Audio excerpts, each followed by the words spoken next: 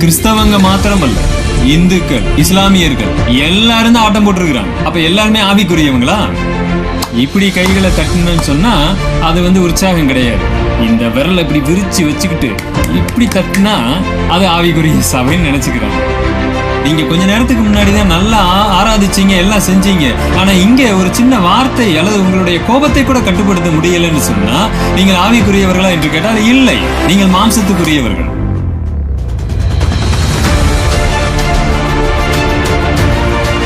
இப்ப இந்த வீடியோ பாருங்க. இதுதான் ஆவிக்குரிய சபைன்னு ஒருவேளை நீங்க நினைச்சிருந்திருக்கலாம். தயவு செய்து அந்த எண்ணத்தை மாற்றிக்கொள்ளுங்க.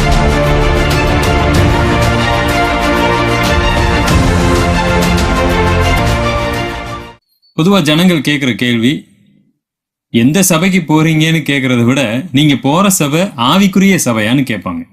இப்படி என்கிட்ட கேட்கறவங்க கிட்ட திரும்பி நான் கேட்டிருக்கிறேன், ஆவிக்குரிய சபைன்னு எதை அடிப்படையா வச்சு கேட்குறீங்க? ஆவிக்குரிய சபைனா என்ன சொல்ல வர்றீங்க அப்படின்னு கேட்கும் பொழுது 99% பேர் சொன்ன பதில் என்னன்னு கேட்டீங்கன்னா, உற்சாகமா இருக்கணும் பிரதர், நல்ல உற்சாகமா ஆவியில நிறைஞ்சு ஆராதிக்கிற சபை தான் ஆவிக்குரிய சபை. உங்க சபை அந்த மாதிரி நீங்க இருக்கீங்களா, அந்த மாதிரி ஆராதிக்கிறீங்களா அப்படின்னு என்கிட்ட கேட்டிருக்கிறாங்க. அப்ப அவங்க கிட்ட நான் வேதத்திலிருந்து உண்மையிலே ஆவிக்குரிய சபைனா என்ன அப்படின்னு எடுத்து சொல்லுவேன். சிலர் கேட்டுக்குவாங்க, சிலர் ஓட்டம் பிடிப்பாங்க. இன்றைக்கும் உங்களிடத்துல அதை தான் நான் பேச போறேன். நீங்களும் ஒருவேளை இந்த மாதிரி நினைச்சுக்கிட்டு இருக்கலாம், ஆவிக்குரிய சபைனா என்ன? இப்ப இந்த வீடியோ பாருங்க. இதுதான் ஆவிக்குரிய சபைன்னு ஒருவேளை நீங்க நினைச்சிருந்திருக்கலாம். தயவு செய்து அந்த எண்ணத்தை மாற்றிக்கொள்ளுங்க. இந்த வீடியோவை பாருங்க.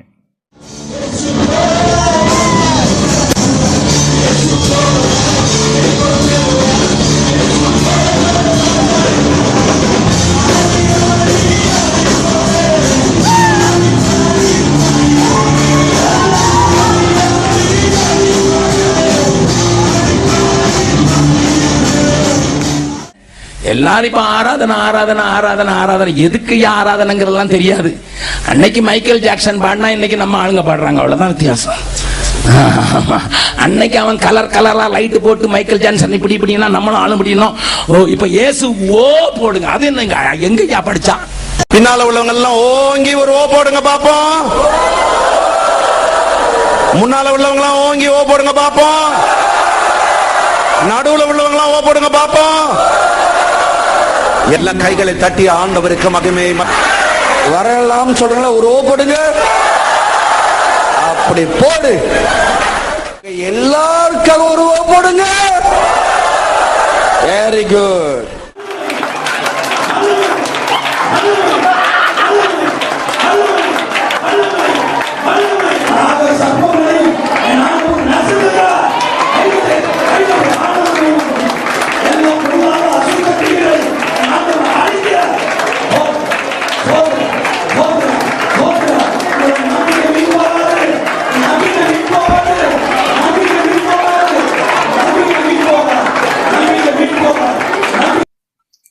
இப்ப நீங்க இந்த வீடியோவை பார்த்திருப்பீங்க. இந்த வீடியோ மூலமாக உண்மையை சொல்ல போனா இது ஆவிக்குரிய சபை என்று அநேகர் வஞ்சிக்கப்பட்டிருக்கிறாங்கன்னு தான் சொல்லுவேன். இதனால கிறிஸ்தவ மார்க்கம் தூசிக்கப்பட்டிருக்கிறது. உண்மையில வேதத்தின் பிரகாரம் ஆவிக்குரிய சபைனா என்னன்னு நினைக்கிறீங்க? ரொம்ப எளிது. எந்த ஒரு சபை ஆவிக்குரியவர்களை உருவாக்குகிறதோ அந்த சபை ஆவிக்குரிய சபை. அப்ப ஆவிக்குரியவர்கள்னா யாரு? அங்கதான் நமக்கு குழப்பம் வருது. நிறைய பேர் இதை தான் நினைக்கிறாங்க. யார் அதிக சத்தமா ஜெபிச்சா, எந்த அளவுக்கு கைகளை தட்டினாங்க, அது சாதாரணமா இப்படி கைகளை தட்டினு சொன்னா அது உற்சாகம் கிடையாது. இந்த விரலை இப்படி விரிச்சு வச்சுக்கிட்டு இப்படி தட்டினா அது ஆவிக்குரிய சபைன்னு நினைச்சுக்கிறாங்க. எவ்வளவு தூரம் நம்ம வஞ்சிக்கப்பட்டிருக்கிறோம் பாருங்க. இதை கேட்டுக்கொண்டிருக்கிற நீங்க 2 நிமிடங்கள் பொறுமையா நீங்க கேளுங்க. வேதாகமத்தில் இருந்து எது ஆவிக்குரிய சபைன்னு உங்களுக்கு நான் விளக்குகிறேன். வேதாகமத்திற்குள்ளாக கடந்து செல்லுவோம். ஆவிக்குரிய சபை என்றால் என்ன? ஆவிக்குரியவர்களை உருவாக்குகிறது தான் ஆவிக்குரிய சபை. அப்ப யார் ஆவிக்குரியவர்கள்? என்ன நினைக்கிறீங்க? வேதத்திலிருந்தே பார்க்கலாம். ரோமர் 8ஆம் அதிகாரம் 5ஆம் வசனம் இப்படியாக சொல்லுகிறது, அன்றியும் மாம்சத்தின்படி நடக்கிறவர்கள் மாம்சத்துக்குரியவைகளை சிந்திக்கிறார்கள், ஆவியின்படி நடக்கிறவர்கள் ஆவிக்குரியவைகளை சிந்திக்கிறார்கள். இங்க ஒரு அழகான ஒரு விளக்கத்தை நாம பார்க்கிறோம். ஆவிக்குரியவர்கள் அப்படிங்கிறதற்கு எதிர்ப்பதம் என்னன்னு கேட்டீங்கன்னா மாம்சத்துக்குரியவர்கள். மாம்சத்தின்படி யாரெல்லாம் சிந்திக்கிறாங்களோ அவங்க மாம்சத்துக்குரியவங்களாமா. ஆவிக்குரியவைகள், அதாவது ஆவியானவருக்குரியவைகளை யாரெல்லாம் சிந்திக்கிறாங்களோ அவங்க ஆவிக்குரியவர்கள். எவ்வளவு அழகான விளக்கம் பாருங்க. நீங்கள் நான் நினைக்கிறது போல கைதட்டுவதோ சத்தமா பாட்டு பாடுவதோ ஆவிக்குரியவர்கள் என்பதற்கான அர்த்தம் இல்லை. கிறிஸ்தவங்க மாத்திரமல்ல, இந்துக்கள், இஸ்லாமியர்கள் எல்லாரும் தான் ஆட்டம் போட்டிருக்கிறாங்க. அப்ப எல்லாருமே ஆவிக்குரியவங்களா? நாம எந்த ஆவிக்குரியவர்கள் எப்படிப்பட்டவர்களா இருக்கிறோம் என்பதில் மிகுந்த எச்சரிக்கை உடையவங்களா இருக்கணும்.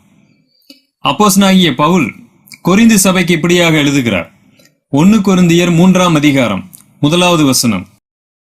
மேலும் சகோதரரே, நான் உங்களை ஆவிக்குரியவர்கள் என்று எண்ணி உங்களுடனே பேசக்கூடாமல் மாம்சத்துக்குரியவர்கள் என்றும் கிறிஸ்துவுக்குள் குழந்தைகள் என்றும் எண்ணி பேச வேண்டியதாயிற்று. நீங்கள் பலனில்லாதவர்களானதால் உங்களுக்கு போஜனம் கொடாமல் பாலை குடிக்க கொடுத்தேன். இன்னமும் நீங்கள் மாம்சத்துக்குரியவர்களாய் இருக்கிறபடியால் இப்பொழுதும் உங்களுக்கு பலன் இல்லை. பொறாமையும் வாக்குவாதமும் பேதகங்களும் உங்களுக்குள் இருக்கிறபடியால் நீங்கள் மாம்சத்திற்குரியவர்களாய் இருந்து மனுஷ மார்க்கமாய் நடக்கிறீர்கள் அல்லவா? நல்ல வசனத்தை கவனிச்சீங்களா? பொறாமை, வாக்குவாதம், பேதங்கள், மனுஷீக மார்க்கத்தின்படி நடக்கிறவங்க எல்லாம் மாம்சத்துக்குரியவங்க. இதற்கு நேர் எதிராக நடக்கக்கூடியவங்க எல்லாம் ஆவிக்குரியவர்கள். யார் ஆவியானவருக்குரியவைகளை சிந்திக்கிறவர்களோ செயல்படுத்துகிறார்களோ அவங்க தான் ஆவிக்குரியவர்கள். கலாத்தியர் 5 நாம் வாசிக்கிறோம், ஆவியின் கனி என்று சொல்லப்பட்டிருக்கிறது. அன்பு, சாந்தம், இச்சை அடக்கம், இப்படிப்பட்ட கனியை யார் தங்களுடைய வாழ்க்கையிலே உருவாக்குகிறார்களோ அல்லது எவர்களுடைய வாழ்க்கையிலே ஒரு ஊழியர் இந்த கனியை உருவாக்குகிறாரோ அவர் ஆவிக்குரிய ஊழியம் செய்கிறார். உங்க சபையில இந்த பொறுமையை குறித்தும் நிதானத்தை குறித்தும் அன்பை குறித்தும் முக்கியமா இச்சை அடக்கத்தை குறித்தும் பாவத்தின் மேல் ஜெயம் கொள்ளுவதை குறித்தும் பேசாமல் இருந்தால் அவைகள் ஆவிக்குரிய சபைகளே இல்லை. நீங்கள் இது நாள் வரைக்கும் பயங்கரமா உற்சாகமா தேவனை ஆராதிச்சிருக்கலாம், சொல்ல முடியாத அளவுக்கு ஆராதிச்சிருக்கலாம். வீட்டுல உங்க மனைவி ஒரு வார்த்தை தவறா பேசிட்டாங்கிறதுக்காக அவளை நீங்கள் அடித்திருக்க முடியும், தவறாய் பேசியிருக்க முடியும், பிள்ளைகளை அசிங்கமா திட்டி இருக்கலாம், என்ன வேணாலும் செய்யலாம், பக்கத்து வீட்டுல சண்டை போட்டிருக்கலாம். எவ்வளவு தூரம் நீங்க வஞ்சிக்கப்பட்டிருக்கிறீங்க? நீங்கள் ஆவிக்குரியவர்களா? நீங்க கொஞ்ச நேரத்துக்கு முன்னாடிதான் நல்லா ஆராதிச்சீங்க, எல்லாம் செஞ்சீங்க. ஆனா இங்க ஒரு சின்ன வார்த்தை அல்லது உங்களுடைய கோபத்தை கூட கட்டுப்படுத்த முடியலன்னு சொன்னா நீங்கள் ஆவிக்குரியவர்களா என்று கேட்டால் இல்லை, நீங்கள் மாம்சத்துக்குரியவர்கள். ஏன் இப்படிப்பட்ட ஒரு நிலைமை நமக்கு வந்திருக்கிறது? கிறிஸ்தவர்கள் அல்லது இன்றைய பல போதகர்கள் எது ஆவிக்குரிய சபை என்பதை சொல்லாம விட்டதுனாலதான் இவ்வளவு பெரிய அதாள பாதாளத்திலே நாம் விழுந்திருக்கிறோம். ஆட்டமும் பாட்டமும் ஆவிக்குரியவைகளுக்கு அடையாளம் அல்ல. சில இடங்களிலே உற்சாகம் இருக்கலாம், நான் தவறு என்று சொல்லவில்லை. ஆனால் அவைகளை இன்றைக்கு ஆவிக்குரிய சபைகள் என்ற ஒரு அங்கீகாரத்தை அவைகள் பெற்றிருக்கிறபடியால் இன்றைக்கு அநேக கிறிஸ்தவர்கள் வஞ்சிக்கப்பட்டிருக்கிறாங்க. இன்றிலிருந்து ஒன்றை மனதிலே நாம் வைத்துக் கொள்ளுவோம். ஆவிக்குரியவைகள் என்று சொன்னால் ஆவியின் சுபாவத்திற்குரியவைகள். ஆவியின் கனியை உருவாக்காத எந்த ஊழியமும், அது எப்பேற்பட்ட ஊழியமா இருந்தாலும் சரி, அவர் எவ்வளவு பெரிய பிரசங்கியாரா இருந்தாலும் சரி, அவர் ஆவிக்குரியவர் அல்ல. இப்பொழுது உங்களுக்கு தெளிவா புரிகிறதா? யார் ஆவிக்குரியவர்கள்? ஆவியினுடைய சுபாவத்தை வெளிப்படுத்துகிறவர்கள் தான் ஆவிக்குரியவர்கள். எது ஆவிக்குரிய ஊழியம் அல்லது ஆவிக்குரிய சபை? ஆவியானவரின் சுபாவத்தை உருவாக்க பிரயாசப்படுகிற எந்த சபையும் ஆவிக்குரிய சபையே. அப்போஸ்தலனாகிய பவுல் அதைத்தான் உருவாக்க பிரயாசப்பட்டார். நான் கிறிஸ்து உங்களில் உருவாகும் அளவும் கற்ப வேதனைப்படுகிறேன் என்று சொன்னார். விசுவாசிகள் பணக்காரராய் மாறிவிட வேண்டும், லட்ச லட்சமாய் சம்பாதிக்க வேண்டும், சபைக்கு அள்ளி அள்ளி கொடுக்க வேண்டும், அவங்க சுகமாய் வாழ வேண்டும். இது அல்ல, இவைகள் வரும் போகும். கிறிஸ்தவர்களுக்குள்ளாக கிறிஸ்து உருவாக அப்போஸ்தலனாகிய பவுல் பிரசவ வேதனைப்பட்டு இருக்கிறார். இதுதான் ஆவிக்குரிய ஊழியம். அப்படிப்பட்ட சபையா உங்க சபை? இப்ப சொல்லுங்க, நீங்க போறது ஆவிக்குரிய சபையா?